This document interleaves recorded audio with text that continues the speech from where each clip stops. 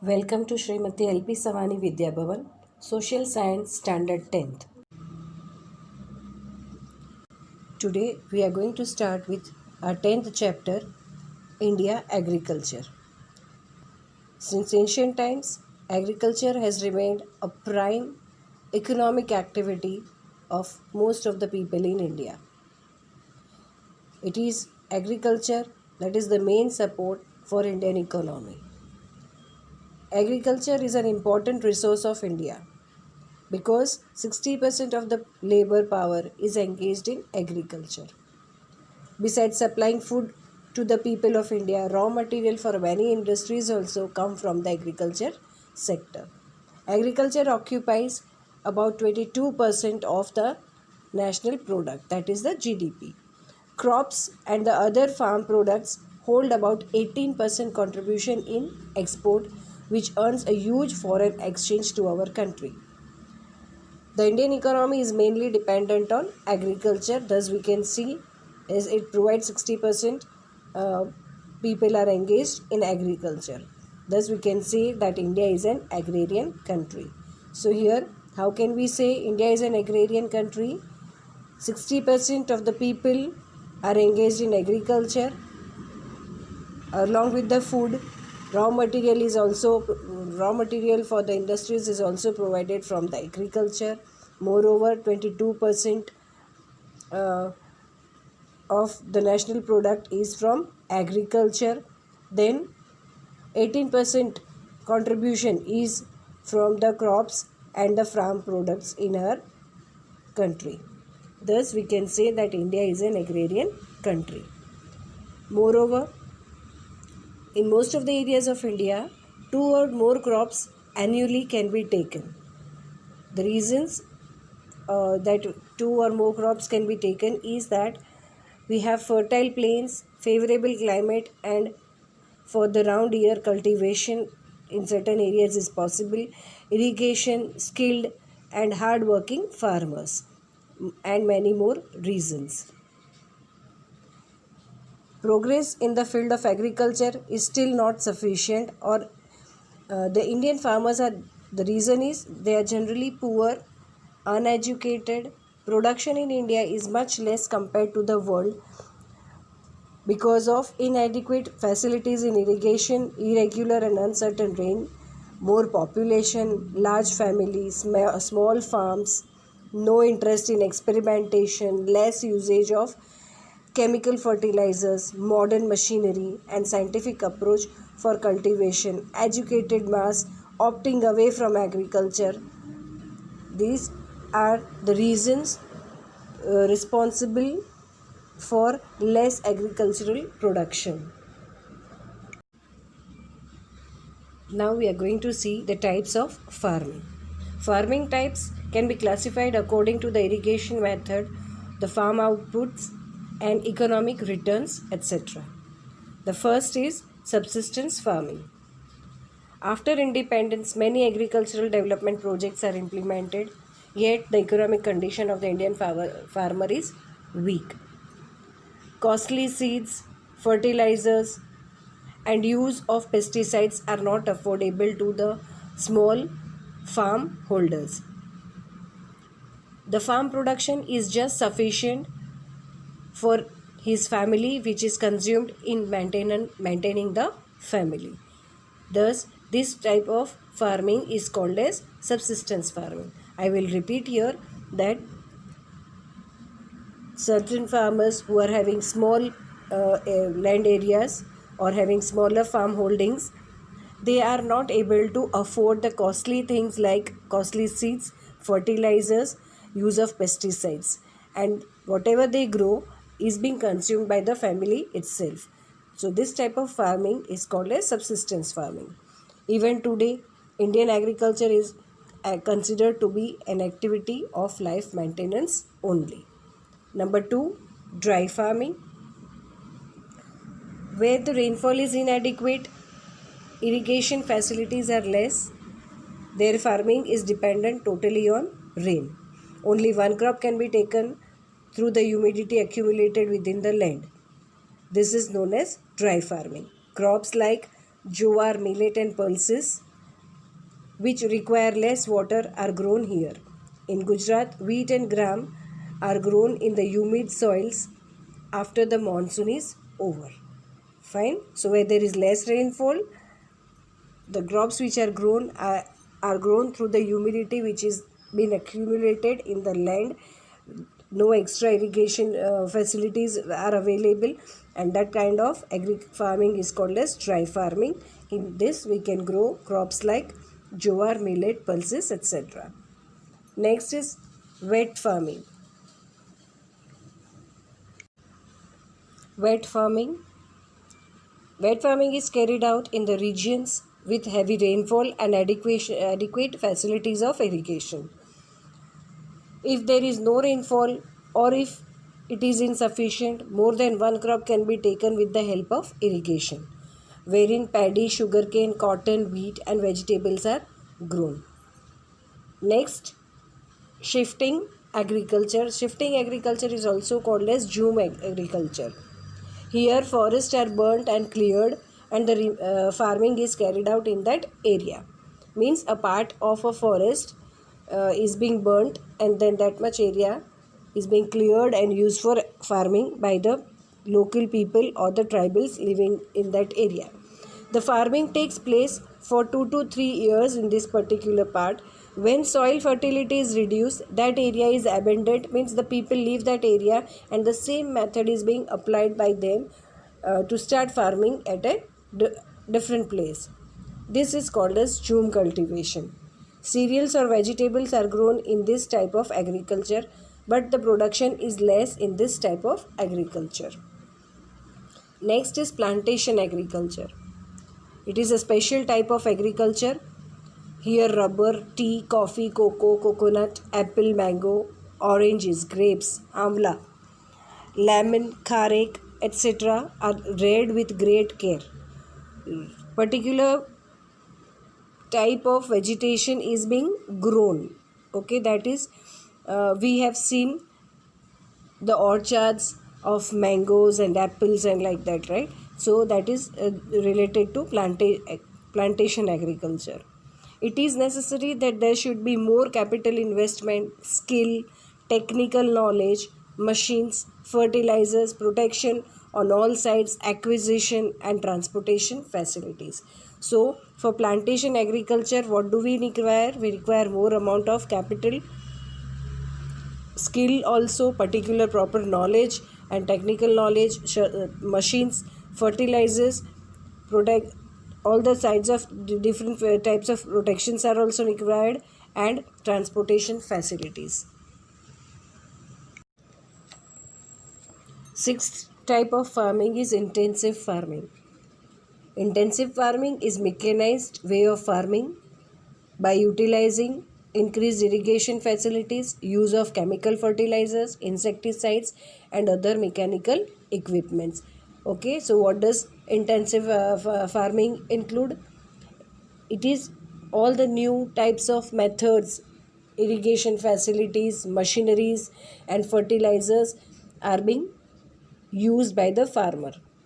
Cash crops are grown more in this type of farming. More cash crops are grown using intensive farming. The per hectare production has increased very much here, and the area sown under these crops is increased. As more importance is given to the economic returns in this type of farming, it is known as commercial farming also. Because the economic earning that a return that a farmer is going to get, that is the main thing on which the importance is being given. Thus, intensive farming is also called as commercial farming. Now, we are going to see the farming methods. There are 3 farming methods: organic farming, sustainable farming, mixed farming. In farming methods, first we are going to learn organic farming. What is the necessity of organic farming? The rate at which chemical fertilizers and insecticides are used, the destructive effects of these chemicals is also seen. Due to the presence of these chemicals and insecticides in grains, vegetables, and fruits, an adverse effect is seen on the hygiene of the people. More damage is caused to the environment also, and productive capacity and the fertility of the land has reduced. Due to this, the crop production of the land and its quality has also reduced over a long period of time. Thus, organic farming has now become a necessity. Organic farming is the method of farming in which organic farming is a method of farming in which urea or any other chemical fertilizers and insecticides are not being used. For the nutrition of the crop, cow dung, earthworm fertilizer, composite fertilizer, these kind of products which are not harmful at all to the people and the land itself or the environment are used. Even cow urine, neem, solvents, buttermilks are used for the protection of crops. The organic products are full of nutrition. They contain natural taste, sweetness, and fragrance. This is it. The taste, sweetness, and fragrance is much more felt in the organic products. There are minerals, vitamins, and life energizing elements in these crops. Nowadays, organic farm products are more in demand, so the farmers are also getting good return out of it because of more demand. Next is sustainable farming. In order to see that the soil fertility retains for a long time, care should be taken for crop rotation, and use of chemical fertilizers is done only when necessary. Use of biotic controls for insects and harvest, water conservation, etc. should be done. Next is mixed farming. Here the cattle rearing, poultry, sericulture and fishery kind of activities is carried out along with the farming. Thus this is called as a mixed farming. As per the seasons, the agricultural crops grown in India can be grouped into three categories. That is, first Kharif crop, Rabi crops, and Zaid crops. Kharif crops are the crops which are taken during the rainy season. They are called as Kharif crops. The time to grow these crops is from June, July to October, November. Paddy, maize, jowar, millet, cotton, til, groundnut and moong, mut are Kharif crops. Here, no irrigation facilities are required. Whereas Rabi crops which are taken during the winter are called Rabi crops. Time for these crops is from October, November to March, April. Wheat, gram, barley, mustard, linseed, etc. are Rabi crops. And yes, here we can use the irrigational facilities. Next is Zaid crops or the summer crops. Crops which are grown during summer are called Zaid crops. Time for the Zaid crops is March to June. Fruits like watermelon, cucumber, muskmelon, etc. are Zaid crops. Maize is also can be grown during summer. Thus we have seen the different types of seasonal agriculture or crops based on the time when they are sown.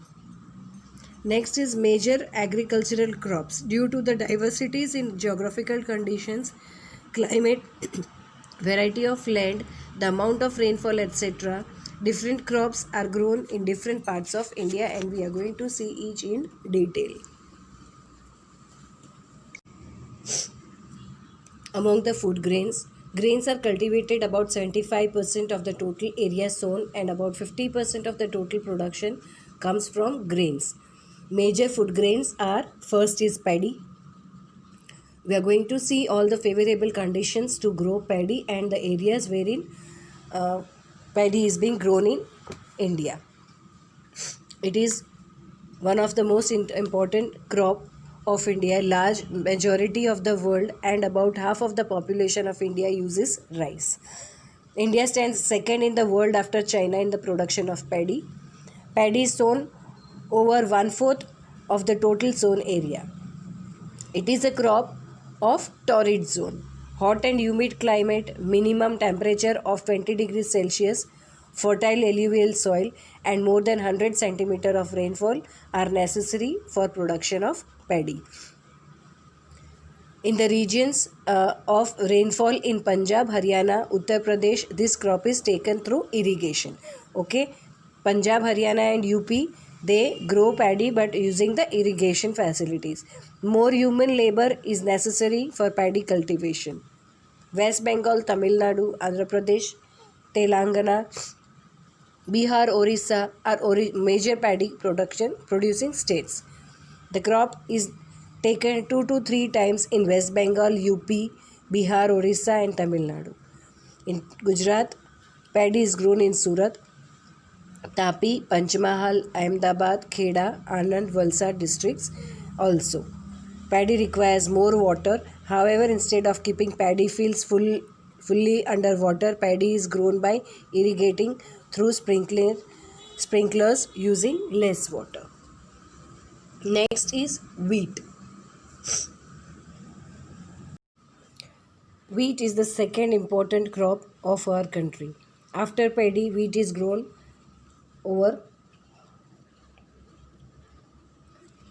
After paddy, wheat is grown in 1/3 area of arable land of our country.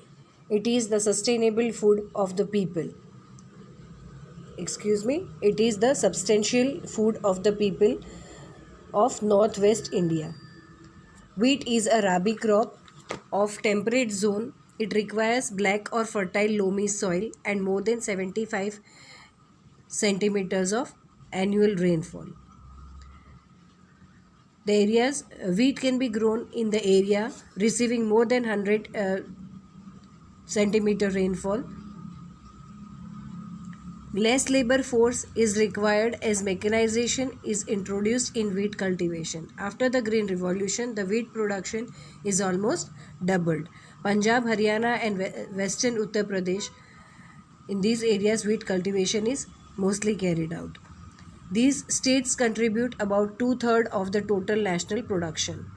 As there is irrigation facilities in these states, more per hectare production is done. Due to canal water in Punjab, there is abundant wheat production. That is why Punjab is also called as wheat bowl of India. States of Madhya Pradesh, Rajasthan, Gujarat, Maharashtra, etc.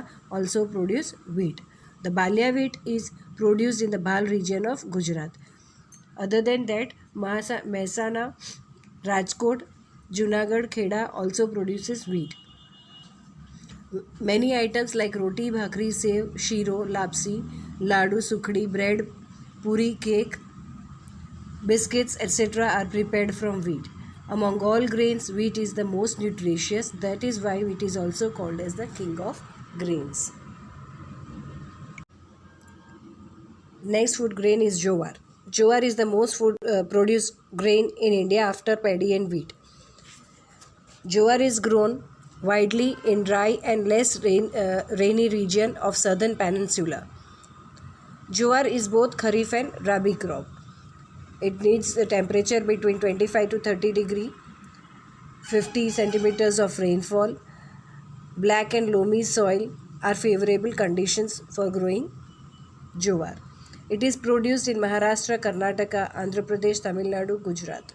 And in Gujarat, it is been grown in Surat and Tapi districts. Next, millet. Millet is considered to be the grain of laborers. It is grown in regions having temperature between 25 to 30 degree, rainfall 40 to 50 centimeters, and light sandy soil. Rajasthan, Gujarat, UP, and Maharashtra are the states producing millet.